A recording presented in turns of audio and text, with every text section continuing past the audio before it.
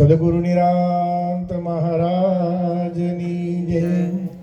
સદગુરુ પરથીરામજી મહારાજની, પધારેલા હરિગુરુ સંતની જય. આજે આ સુંદર ને પાવન પ્રસંગ લીસ ગામમાં અમારે પરવીનરામજી મહારાજ અને કિરણરામજી મહારાજ આજે દ્વાપર યુગની અંદર જે રાજા દશરથજી અને જનક રાજા એમના જે અરસપરસ જે વેવાઈઓનો જે સંબંધ પુત્ર પુત્રીઓનો એ આજે આપણે પ્રત્યક્ષ નિહાળ્યો છે. પ્રત્યક્ષ આપણે નિહાળ્યો. આજે માતાજીની સેવા જે કરતા હતા, પૂજન કરતા હતા, તો સહેજે સહેજે આંખમાં રોકતા હતા, ઘણો રોકતો હતો પણ છતાં આંખમાં આંસુ નીચે પડતા હતા. એ પ્રત્યક્ષ આપણે જોયું છે. અને આ મહિમા કોનો છે તો કે સદગુરુ મહારાજનો છે. સદગુરુ મહારાજે આટલી બધી મહેનત પુરુષાર્થ કર્યો છે. બાબુરામજી મહારાજ, શંકરરામજી મહારાજ, અને એમણે એટલું બધું શિક્ષણ કર્યું સંસ્કારનું. પણ આકાશમાંથી ગંગાને તો ઉતારી, પણ એને ઝીલવાવાળા તો જોઈએ ને. જો ઝીલવાવાળા ના હોય તો ગંગાજી રહે ક્યાં? પાતાળમાં ચાલી. એટલા માટે આ સંતોએ મને તમને આ એક પ્રેરણા બતાવી છે. પ્રત્યક્ષ નિરાંતનો મહિમા છે, એ પ્રગટ મહિમા છે. અને એ મહિમા હાલ હું તમે નિહાળી રહ્યા છીએ. તો આપણા પરિવારમાં પણ કાંઈ જો આવી કોઈ ક્ષતિ રહેતી હોય તો સહજ ભાવે મારે તમારે એનો પરિવર્તન લાવવા માટે મહેનત પુરુષાર્થ કરવો જોઈએ. આવા પરિવારને જોઈ, પ્રત્યક્ષ જોઈને, કારણ કે રહેણી છે એ જ મહત્વની છે. ખાલી કેણી તો કેણી કહેવે, રહેણી રહેવે એવા વિરલા કોઈ છે. એટલે આ મહિમા જે આપણે નિહાળી રહ્યા છીએ એ પ્રત્યક્ષ છે.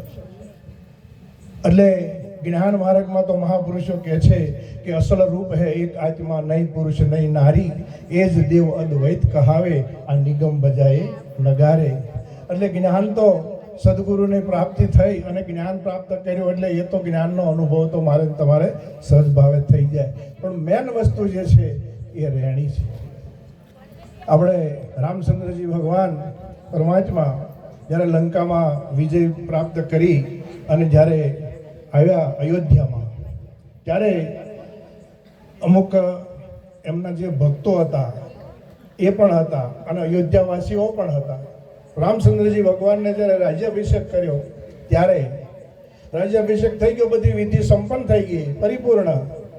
અને પછી જ્યારે રામચંદ્રજી ભગવાને કીધું કે સૌના સ્થાને જાઓ અને જે સૌની જવાબદારી છે એ જવાબદારી સૌ નિભાવો. એટલે સૌને માર્ગે સૌ ગયા, પણ હનુમાનજી એક રોકાયા. એટલે કીધું રામચંદ્રજી ભગવાને કે હનુમાનજી તમે, ત્યારે કીધું કે જાવું કહા તજી શરણ તુમારે. સદગુરુનું શરણ તજીને હું તમે જશું ક્યાં? અને જેણે જેણે આ સત્યને સ્વીકાર, સદગુરુનું શરણ એટલે સત્ય, અને એ સત્યને જેણે સ્વીકાર્યું છે એનું કલ્યાણ થયું ને થયું.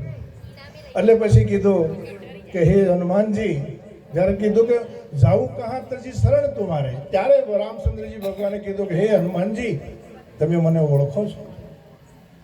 આટલું સાથે રહ્યા પણ છતાં ક્યારેય પૂછ્યું નથી. પણ જ્યારે રામચંદ્રજી ભગવાનને હનુમાનજીએ કીધું કે હવે હું ક્યાં જાઉં, ત્યારે રામચંદ્રજી ભગવાને કૃપા કરી અને કહ્યું કે હનુમાનજી તમે મને ઓળખો છો?